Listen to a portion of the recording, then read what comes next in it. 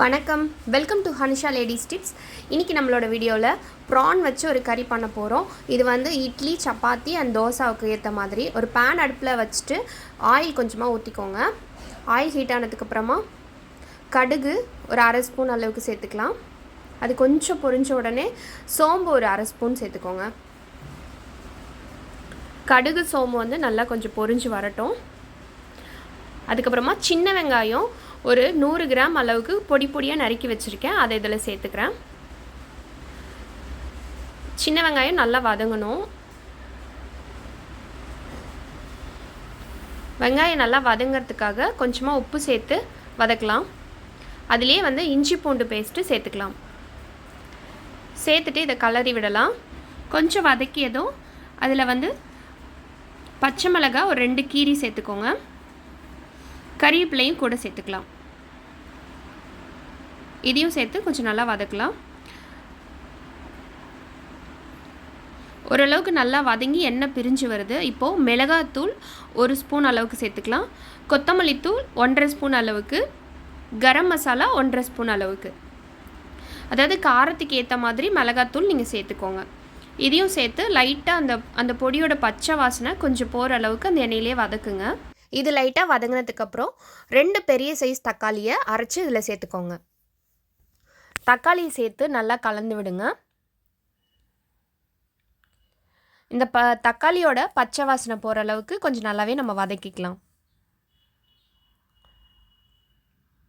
இந்த ஸ்டேஜில் நீங்கள் வந்து தக்காளியை குட்டி குட்டியாக கட் பண்ணி கூட சேர்க்கலாம். பட் ஆனால் நம்ம வந்து அரைச்சி சேர்க்கும் போது உங்களுக்கு நல்ல ஒரு கிரேவி கிடைக்கும். இந்த அரைச்சதுலேயே கொஞ்சம் தண்ணியும் சேர்த்துக்கிறேன். இது நல்லா கொதி வரதுக்காக மூடி போட்டுக்கிறேன்.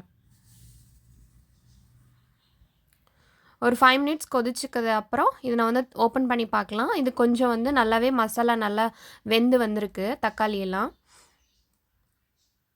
அந்த மசாலாவோட அந்த ஃப்ளேவர்லாம் கொஞ்சம் போயிட்டு கொஞ்சம் நல்லா ஒரு பச்சை வாசனை போயிட்டு நல்லாயிருக்கு. இந்த ஸ்டேஜில் நம்மளோட ப்ரானை வந்து இதில் சேர்த்துடலாம்.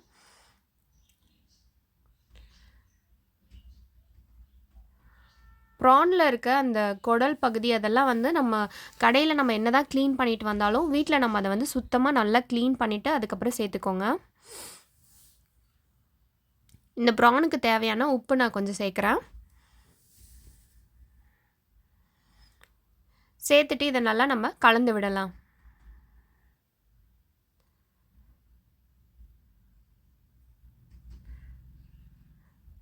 இப்போது இந்த ஸ்டேஜில் நம்ம இப்படியே மூடி வச்சிடலாம். நான் வந்து எனக்கு கிரேவி கொஞ்சம் தண்ணியாட்டம் வேணுங்கிறதுனால நான் தண்ணி சேர்க்குறேன்.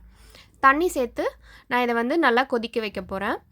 நீங்கள் வந்து இன்னும் கொஞ்சம் கிரேவி திக்காக வேணும் அப்படின்னா நீங்கள் இந்த ஸ்டேஜில் கொஞ்சம் தண்ணி கம்மியாக சேர்த்து நீங்கள் கொதிக்க விட்டிங்கன்னா உங்களுக்கு வந்து திக்கான கிரேவி கிடைக்கும். ஸோ இப்போ வந்து நான் ஒரு மூடி போட்டு இந்த ப்ரான் வந்து வேகிறதுக்கான டைம் ஒரு 10 மினிட்ஸ். இப்போது ஓப்பன் பண்ணி பார்க்கலாம். ப்ரான் வந்து நல்லா வெந்து வந்திருக்கு. மசாலாவோட ஃப்ளேவர் எல்லாமே நல்லா இருக்குது. இந்த ஸ்டேஜில் உப்பு காரம் எல்லாம் சரி பார்த்துக்கோங்க. பார்த்துட்டு இது கொஞ்சமாக மல்லி இலை வந்து கட் பண்ணி இதில் தூவிக்கோங்க. அவ்வளோதான், நம்மளோட ப்ரான் கறி ரெடி ஆயிடுச்சு. இதே மாதிரி நீங்களும் ட்ரை பண்ணி பார்த்துட்டு எப்படி இருக்குன்னு மறக்காமல் கமெண்ட் பண்ணுங்கள். இந்த வீடியோவை உங்களோட ஃப்ரெண்ட்ஸ் அண்ட் ஃபேமிலிக்கும் ஷேர் பண்ணுங்கள். Bye friends.